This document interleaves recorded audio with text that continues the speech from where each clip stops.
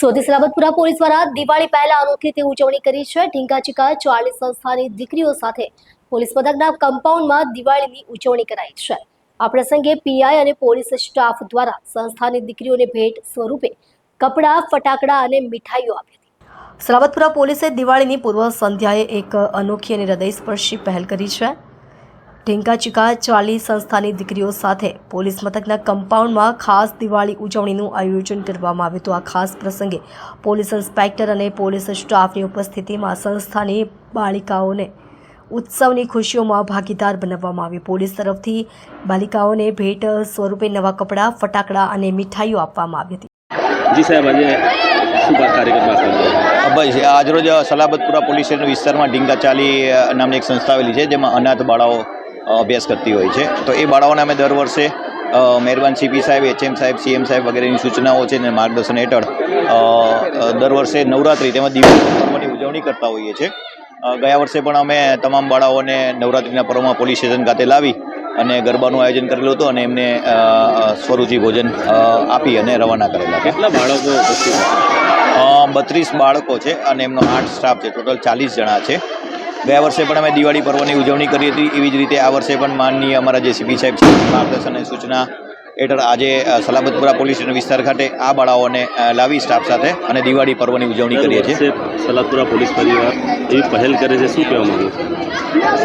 જો સીપી સાહેબની સૂચના હોય છે અને આ બાળાઓ છે અનાથ છે, બરાબર, એટલે એમનું કોઈ પરિવાર નથી હોતું, તો એમનો જે કંઈ સ્ટાફ છે એ અને છેલ્લા 2 વર્ષથી અમે એ બાળાઓ અમારા જ પરિવારના છે એમ માની અને નવરાત્રિ તેમજ દિવાળીના પર્વની ઉજવણી કરતા હોઈએ છીએ।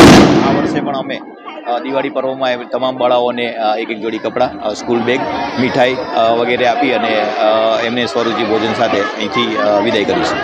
આવનારી દિવાળી છે, લોકોને શું કહેવા માંગો છો કે સાવચેતી મૂકો? હા, બરાબર છે। જો દિવાળીનો પર્વ છે એ સાવચેતીથી જ આપણે ઉજવવો જોઈએ। આગ, અકસ્માત અથવા ફટાકડા ફોડતી વખતે નાના બાળકોનું ધ્યાન રાખવું જોઈએ અને એવા મોટા ફટાકડા છે તો એ આપણે વડીલોએ અથવા મોટા બાળકોને દેખરેખ હેઠળ ફોડવા જોઈએ। તેમજ દિવાળીના પર્વમાં બહાર આપણે ઘણા બધા નાગરિકો છે બહાર ફરવા માટે જતા હોય તો ચોરી ન થાય એ બાબતે એની કાળજી રાખવી જોઈએ। વોટ્સઅપ પર સ્ટેટસ ન મૂકવા જોઈએ અથવા તો ન્યૂઝપેપર આવતા હોય તો ન્યૂઝપેપરવાળાને ના પાડવી જોઈએ અથવા તો ન્યૂઝપેપર કોઈ પડોશી છે એ લઈ લે, એવી બધી તકેદારી આગ અને ખાસ કરીને ચોરીની રાખવી। Thank you so much Salabatpura police સ્ટેશનના દરેક કર્મચારીઓ અમને દર વર્ષે અહીંયા લાવે છે। ગયા ફેરી પણ લાવેલા હતા અને આ ફેરી પણ। આ ફેરી તમને એક મેસેજ મોકલવા માંગે છે કે પોલીસથી તમે ડરો નહીં, પણ પોલીસ તમારા મિત્ર છે, તમે એમને મિત્ર બનો અને તેમને તમારી તકલીફો શેર કરો, કારણ કે તમારી તકલીફો તમે જ્યાં સુધી કહેશો નહીં ત્યાં સુધી કોઈ સોલ્યુશન નહીં આવે।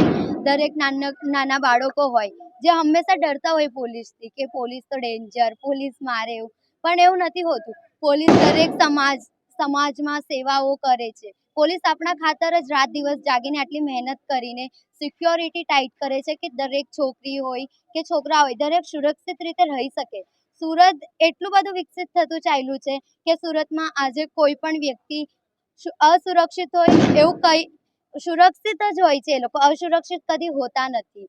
તમને પણ કહું છું કે તમે પણ પોલીસને દરેક તકલીફો શેર કરો અને અમારી જેમ કોઈ સંસ્થાને મદદ કરો, જે તે દરેક તહેવારમાં દરેકના ચહેરા પર એક ખુશીની ઝલક છલકે।